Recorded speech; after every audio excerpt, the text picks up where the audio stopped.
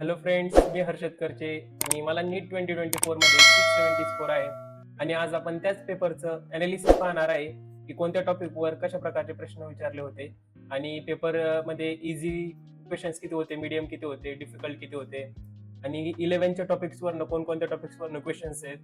परत असंच 11th 12चे टॉपिक्सवरनं कसे क्वेश्चन्स आहेत. परत पेपरमध्ये सिंगल चॉईस क्वेश्चन किती होते, स्टेटमेंट किती होते, मल्टिपल स्टेटमेंट किती होते, assertion reason, match the followings आणि अशाच प्रकारे आपण सगळं पाहणार आहे. आणि हे टॉपिक वाईज अनालिसिस पाहणार आहे.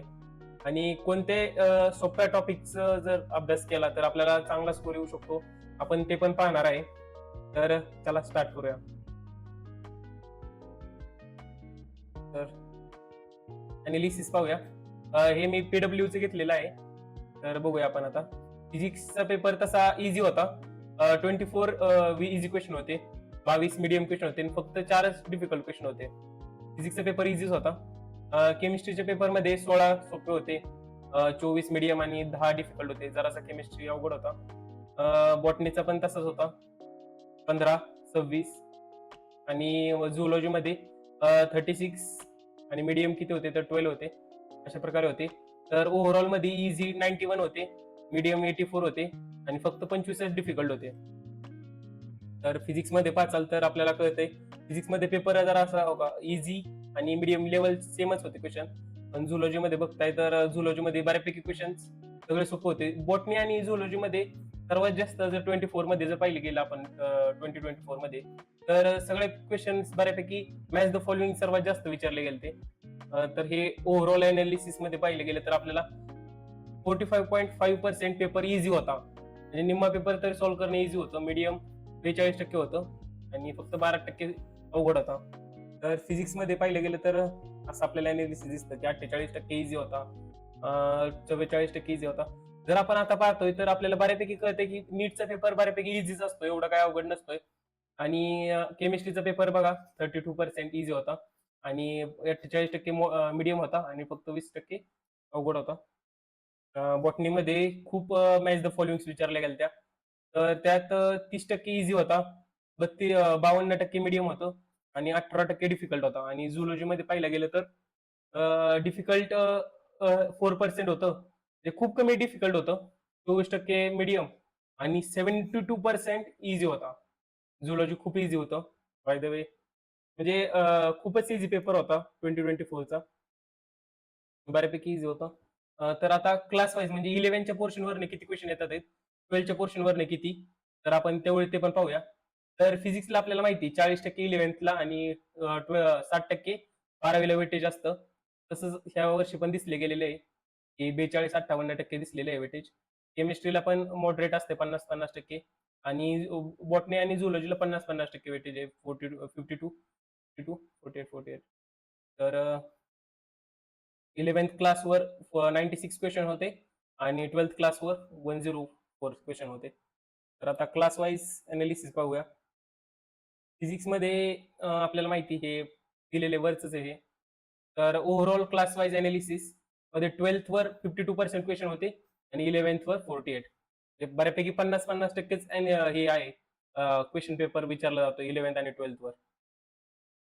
फिजिक्समध्ये पाहिलं गेलं तर केमिस्ट्रीमध्ये पण फिजिक्स 842 हे वरच दिलेलं आहे इथे. तर आता क्वेश्चन्सच्या टाइप्सनुसार आपण अनालिसिस करूया. आता क्वेश्चन पेपरच्या टाइपनुसार अनालिसिस करूया. तर सिंगल चॉईस म्हणजे डायरेक्ट आन्सर येणारे क्वेश्चन सोडवला की तुम्हाला डायरेक्ट आन्सर येणारे क्वेश्चन फिजिक्समध्ये 44 क्वेश्चन होते, केमिस्ट्रीमध्ये 37 होते, परत इकडे 24 होते बॉटनीमध्ये आणि झुलॉजीमध्ये 17, असे 122 क्वेश्चन होते. फिजिक्समध्ये बऱ्यापैकी सगळेच क्वेश्चन सोडवण्याचे होते. आणि असर्शन रिझन ह्या वर्षीच्या पेपरमध्ये 2024 मध्ये खूप कमी विचारले गेले, त्यामुळेच कदाचित पेपर इझी होता. आणि स्टेटमेंटमध्ये फिजिक्समध्ये स्टेटमेंट 1 अँड 2 असं विचारणारे क्वेश्चन एकच होता. मल्टिपल 2 होते. तर असर्शन रिझन एक होता, मॅच द कॉलम 2 होते. आणि केमिस्ट्रीमध्ये स्टेटमेंट वाईज विचारणारे 5 होते, मल्टिपल एक, असं असर्शन रिझन नव्हतं. केमिस्ट्रीला बॉटनीला असर्शन रिझन नव्हतेच. आणि परत ह्याला 5 क्वेश्चन होते झुलॉजीला. ह्याला 5-5 विचारले गेलेले आहेत स्टेटमेंटचे. ह्याला 8 क्वेश्चन बॉटनीला, 8 क्वेश्चन झुलॉजीला मल्टिपल स्टेटमेंटमध्ये. आणि मॅच द कॉलम बघा ह्याला झुलॉजीला खूप मॅच द कॉलम्स विचारले गेले, झुलॉजी बॉटनीला सर्वात जास्त. त्यामुळे बायोचा पेपर पण खूप इझी होता, सॉल्व्ह करणं एवढं अवघड नव्हतं. जर ज्यांनी एनसीआरटी नीट रीड केली असेल त्यांच्यासाठी अत्यंत सोपा पेपर होता बायोलॉजीचा. तर आता आपण हे बघूया, हो का, हे अनालिसिस पण दिलेले आहे. सिंगल चॉईस क्वेश्चन जर सर्वात जास्त म्हणलं तर फिजिक्सला विचारले गेले होते. ते डायरेक्ट क्वेश्चन सोडवला की डायरेक्ट आन्सर येणार. ज्यांना फक्त फॉर्म्युले जरी येत होते ना, तरी त्यांना फिजिक्सला मार्क पाडण्याजोगा क्वेश्चन पेपर होता. तर बघितलं असा क्वेश्चन होता फिजिक्सला. हे असं अनालिसिस आहे. ओव्हरऑल अनालिसिस जर पाहिलं तर 20% पेपर मॅच द कॉलमचा होता. असर्शन रिझन खूप कमी होते, 1.5% आहेत. मल्टिपल स्टेटमेंट 9.5% होते आणि स्टेटमेंट 1 अँड 2 असे 8% होतं आणि सिंगल चॉईस 61% होतं. हे सब्जेक्ट वाईज अनालिसिस दिलेले आहे. तसंच आहे मॅच द कॉलम्स बघा. झुलॉजीला 36% मॅच द कॉलम होते, बॉटनीला 26% मॅच द कॉलम होते. बायोच्या पेपरमध्ये तर आता महत्वाचा पार्ट बघूया आपण सर्वात, की चॅप्टर वाईज अनालिसिस पाहूया. चॅप्टर वाईज अनालिसिस खूप महत्वाचं आहे. आपल्याला माहिती पाहिजे की कोणत्या चॅप्टरला किती क्वेश्चन विचारले गेले ते 2024 मध्ये. हे बऱ्यापैकी प्रत्येक वर्षी नॉर्मली व्हॅरी करतं, एवढं पण नाही व्हॅरी करत, पण कधी कधी जास्त पण करतं. तर हे आपण पाहूया की त्यात पाहू आपण की कोणकोणत्या टॉपिकवर कसे किती किती क्वेश्चन विचारले गेले ते. तर पहिल्यांदा आपण फिजिक्सचं चेक करूया. फिजिक्सचं 12च्या टॉपिकवर मुव्हिंग मुव्हिंग चार्जेस अँड मॅग्नेटिझमवर एक क्वेश्चन विचारला गेला. मॅग्नेटिझम अँड मॅटरवर 4 क्वेश्चन होते. परत थर्मोडायनेमिक्सवर एक. हा खूप सोपा टॉपिक आहे, म्हणून मी याला स्टार केलता आणि हा करू शकता तुम्ही.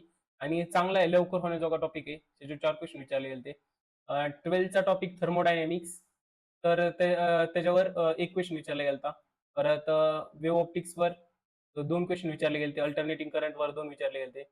सेमीकंडक्टर हा पण खूप सोपा टॉपिक आहे. तर ह्याच्यावर पण 4 क्वेश्चन विचारले गेले. युनिट्स अँड मेजरमेंट हा पण सोपा टॉपिक आहे. ह्याच्यावर पण 3 क्वेश्चन विचारले गेले. परत मेकॅनिकल प्रॉपर्टीज हा पण खूप सॉलिड्सचा पण खूप सोपा टॉपिक आहे. ह्याच्यावर पण 2 क्वेश्चन विचारले गेले. परत लॉज ऑफ मोशन ह्याच्यावर एक क्वेश्चन विचारला गेला. वेल नेचर्स अँड रेडिएशन हा सोपा टॉपिक आहे. ह्याच्यावर 2 क्वेश्चन विचारले गेले. परत आपलं इलेक्ट्रोस्टॅटिक्सवर 4 क्वेश्चन होते. इलेक्ट्रोमॅग्नेटिक इंडक्शन सोपा टॉपिक, ह्याच्यावर पण एक क्वेश्चन होता. रे ऑप्टिक्सवर कमी वेटेज होतं यावर्षी, कमी क्वेश्चन विचारले गेले रे ऑप्टिक्सवर. 2 क्वेश्चन विचारले गेले रे ऑप्टिक्सवर. रोटेशनलला 2 विचारले गेले. करंट इलेक्ट्रिसिटीला पण 3 विचारले गेले. आपण बऱ्यापैकी सोपा टॉपिक करंट इलेक्ट्रिसिटी 3 विचारले गेले त्याला. परत ॲटॉम्स अँड न्यूक्लिआय. ॲटॉम्स अँड न्यूक्लिआय दोन्ही सोपे टॉपिक आहेत. ह्या दोन्ही टॉपिकवर पण चांगले क्वेश्चन विचारले गेले. ॲटॉम्सवर 2 क्वेश्चन विचारले गेले. न्यूक्लिआयवर एक क्वेश्चन विचारला गेला. ग्रॅव्हिटेशनवर 2 विचारले गेले. वर्क पॉवर एनर्जीवर एक क्वेश्चन विचारला गेला. तर अशा प्रकारे पाहू शकता तुम्ही. फ्लुइडवर एक, परत सेंटर ऑफ मासवर एक, ऑसिलेशनवर 2, कायनेटिक एनर्जीवर एक सोपा टॉपिक आहे हा. परत इलेक्ट्रोमॅग्नेटिक वेव्हजवर 2, मोशन इन स्ट्रेट लाईन वर एक क्वेश्चन विचारला गेला. तर बऱ्यापैकी तुम्ही हे 10 टॉपिक जरी केले तर तुम्हाला फिजिक्समध्ये मिनिमम 100 मार्क्सच्या वरती तरी मार्क पडण्याजोगा पेपर होता. काही पेपर एवढा अवघड नव्हता आणि डायरेक्ट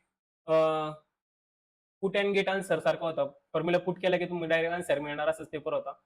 तर आता केमिस्ट्रीमध्ये इलेक्ट्रोकेमिस्ट्रीला 2 क्वेश्चन विचारले गेले. रेडॉक्समध्ये एक क्वेश्चन विचारला गेला. रेडॉक्स सोपा टॉपिक आहे. केमिकल बॉन्डिंग पण चांगला टॉपिक आहे. त्याला 3 क्वेश्चन विचारले गेले. अल्डिहाइड्स कीटोनवर 3 क्वेश्चन होते. Some basic concept of chemistry म्हणजे मोल कन्सेप्टवर 3 क्वेश्चन होते. डीएनए ब्लॉकवर 4 क्वेश्चन होते. डीएनए ब्लॉकवर 4 क्वेश्चन होते. थर्मोडायनामिक्सवर 3 होते. केमिकल कायनेटिक्सवर 3 क्वेश्चन होते. परत ऑर्गॅनिक केमिस्ट्रीवर 4 क्वेश्चन होते. परत पिरियडिक टेबलवर 2 होते. हे सोपे टॉपिक आहेत. तर हे चांगले मार्क देऊन जाणारे टॉपिक आहेत. अल्कोहोल फिनोल इथरवर 2 क्वेश्चन होते. कोऑर्डिनेशनवर 3 होते. पी ब्लॉक इलेमेंटवर 2 होते. ॲटॉमिक स्ट्रक्चर सोपा टॉपिक आहे, त्यावर 2 क्वेश्चन होते. बायोमॉलिक्युल्सवर 1 क्वेश्चन होता. इक्विलिब्रियमवर 3 क्वेश्चन होते. इक्विलिब्रियम पण खूप थोडा कंटेंट आहे इक्विलिब्रियममध्ये आणि वेटेज चांगला असतं इक्विलिब्रियमला, म्हणून तो पण चांगला टॉपिक आहे. त्याला पण 3 क्वेश्चन होते. हायड्रोकार्बनवर 2 क्वेश्चन होते. अल्कोहल हेलोआयरनवर 2 क्वेश्चन होते. अमाइन्सवर 2 होते. सोल्युशनवर 2 होते. प्रिन्सिपल ऑफ अमाइन्स म्हणजे आपलं हे एनालिसिस वर 1 क्वेश्चन होता. तर बायोमध्ये झुलॉजी आणि बॉटनी बघूया आपण. तर झुलॉजी आणि बॉटनीमध्ये सेक्शुअल रिप्रोडक्शन इन फ्लॉवरिंग प्लांटमध्ये 2 क्वेश्चन विचारले गेले. परत बायोडायव्हर्सिटी अँड कन्झर्वेशनवर 5 क्वेश्चन, मॉर्फॉलॉजीवर 5 क्वेश्चन, अॅनाटॉमी ऑफ फ्लॉवरिंग प्लांट्सवर 3 क्वेश्चन, फोटोसिंथेसिस इन हायर प्लांट्सवर 3 क्वेश्चन, प्लांट ग्रोथ अँड डेव्हलपमेंटवर 3 क्वेश्चन, बायोलॉजिकल क्लासिफिकेशन वर पण 2 क्वेश्चन होते. बायोमध्ये बऱ्यापैकी कधी-कधी खूप व्हॅरी करतं म्हणून मी काय एक्झॅक्ट म्हणणार नाही, की हे टॉपिक करा. बायोमध्ये सगळे टॉपिक महत्त्वाचे आहेत. जर आणि बायो हे 360 मार्क्सपैकी 360 मार्क्स देणारे होते.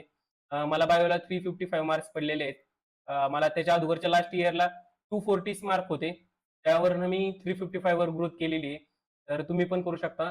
जर बायोची पूर्ण एन-सी-आर-टी सगळ्या टॉपिकला आपण सेम वेटेज देऊन जर चांगलं रीड केलं तर.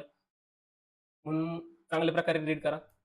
पी-जी-डीला 3चं होतं. पी-जी-डीला 3 क्वेशनचं वेटेज होतं. बायोलॉजिकल क्लासिफिकेशनला 2 क्वेशनचं, ऑर्गॅनिझम अँड पॉप्युलेशनला 2 क्वेशनचं, सेल सायकल अँड सेल डिव्हिजनला 4 क्वेशनचं वेटेज होतं. प्रिन्सिपल ऑफ इनहेरिटन्स अँड व्हेरिएशनला 6 क्वेशनचं वेटेज आहे. बऱ्यापैकी ह्याला वेटेजेस असते दरवर्षीच. मायक्रोब्स इन ह्यूमन वेलफेअरला 1 क्वेशनचं, मायक्रो मॉलिक्युलर एम-बी-आयला 6 क्वेशनचं वेटेज होतं.